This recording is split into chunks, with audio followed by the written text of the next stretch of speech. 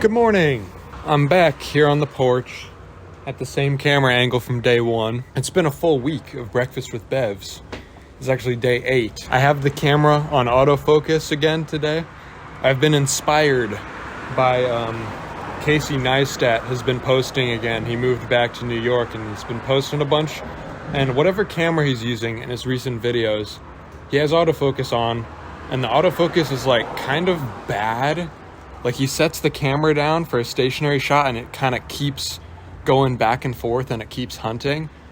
And that's kind of interesting to me because I always had that issue with my camera that the autofocus keeps hunting back and forth and it doesn't just stay focused on the thing it needs to be focused on. But it's interesting seeing Casey do it that way. Someone who like so many people look up to as like a reputable filmmaker, that he just does not care that the camera's autofocus is like screwing up. And I think it comes down to the way you view filmmaking as an art. So if you're really passionate about camera operating, like about photography, about videography, about just running a camera, you can view operating a camera as an art form. But what Casey is doing is not using a camera as an art form. He's using a camera as a tool, and filmmaking is the art form. Being technically the best at running everything as it comes to the tech is not the focus of the art that he's making, I guess. And that might be an overanalyzation, but it's just a thought that I had just now. Like somebody who makes those like really flashy commercials for like drink companies and stuff where like the camera moves through and gets all the cool shots and like just like product photography, product videography, that's like really operating a camera, you know? But just putting together a story, you don't need to know anything. It's not about knowing how to run the camera at all, which is cool. It's inspiring. It's like you don't need to know everything to make a good piece of art, I guess. All right, I haven't even touched my breakfast yet. I'm very hungry. I have a Yoo-hoo today. I'm celebrating because I got a lot of work done yesterday. And so I'm having a Yoo-hoo. Breakfast with Bev has been an interesting experiment so far. It's only been going a week, but there's already some like interesting insights I can make just looking back at the past week. You can look at photos from 6 months ago and feel like that was yesterday. But in a different sense, I can look at just a video of me talking 1 week ago and think, man, that was a really long time ago. So much has happened between now and then. It's interesting putting your thoughts or experiences in different contexts kind of makes the recollection of that experience different. Like if I scroll through my Photos app on my phone, time feels like it's passing by really quick. But looking at a more candid, a more thorough video representation, the days feel longer. It feels like I'm living more is the wrong way to say it, but time is moving slower.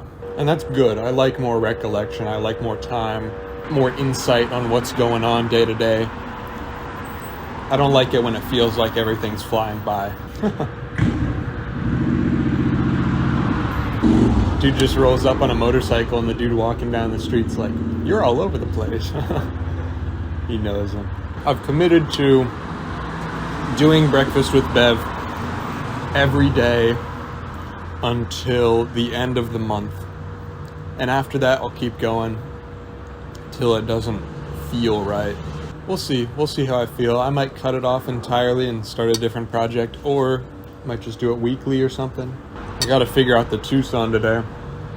There are no updates on that. Literally, I woke up, wanted to make breakfast to get Breakfast with Bev out, had no eggs, got in the car to go to the store, car doesn't start, walked to the store, came back, did breakfast, or no, I didn't even do breakfast. I just worked the entire day until like 1 a.m. and now here I am. That Tucson was literally parked in the driveway with the hood up for like 12 hours. So today I'll have to borrow a car, go find some oil. I'm not too distressed about it. I'm pretty sure it's just older engine burning oil. I don't think it's a major leak or anything.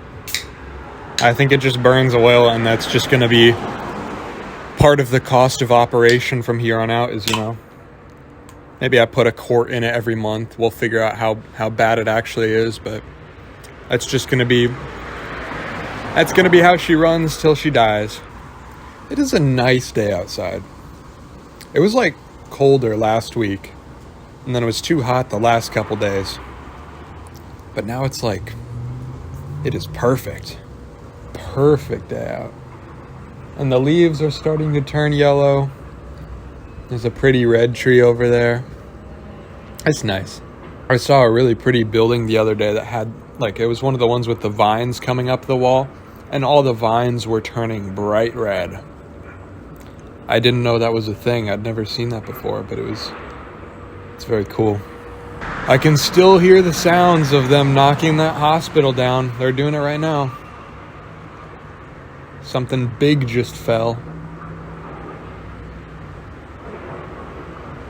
It's kind of an unsettling noise. It's like the monster movies where there's something big crashing through the trees. It's just like 1,000 feet that way. There's thousands of pounds of concrete falling.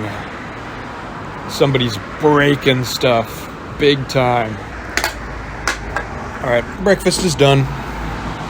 That's breakfast with Bev. I've almost fixed my sleep schedule. Maybe we'll have a sunrise breakfast with Bev again.